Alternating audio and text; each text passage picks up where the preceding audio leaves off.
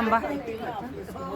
ऐका बरं, चप्पल आज 12 जानेवारी म्हणजेच अखंड महाराष्ट्राचे आराध्य दैवत शिवाजी महाराज यांना घडवणाऱ्या हिंदवी स्वराज्याची संकल्पना देणाऱ्या राजमाता जिजाऊ माँसाहेबांची जयंती.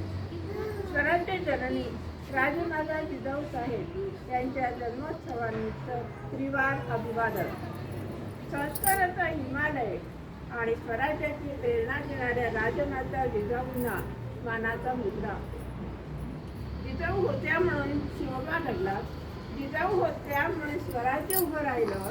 जिजाऊ म्हणजे साक्षात आदिशक्ती. जिजाऊंचा जन्म 12 जानेवारी 1598 रोजी बुलढाणा जिल्ह्यातील सिंदखेड राजा येथे झाला. त्यांचे वडील लखुजी जाधव आणि आई माळसाबाई यांनी त्यांच्यावर बालपणापासूनच शौर्याचे आणि न्यायाचे संस्कार केले. त्या काळी रयतेवर होत असलेला अन्याय पाहून जिजाऊंचं मन विषण्ण व्हायचं. त्यांनी तो अन्याय मुळापासून उपटून टाकण्यासाठी आपल्या शिवबांना तयार केलं. त्यांनी शिवरायांना लहानपणी रामायण महाभारतातील शौर्यकथा सांगून त्यांच्या मनामध्ये राष्ट्रप्रेमाची चिंती पेटवली. त्यांनी शिवरायांना केवळ युद्धकला शिकवली नाही, तर न्याय, नीती आणि स्त्रियांचा सन्मान करण्याची शिकवण दिली. शहाजीराजे बंगळुरूला असताना जिजाऊंनी पुण्याची जहागिरी सांभाळली आणि उजाड झालेल्या पुण्याचा कायापालट केला.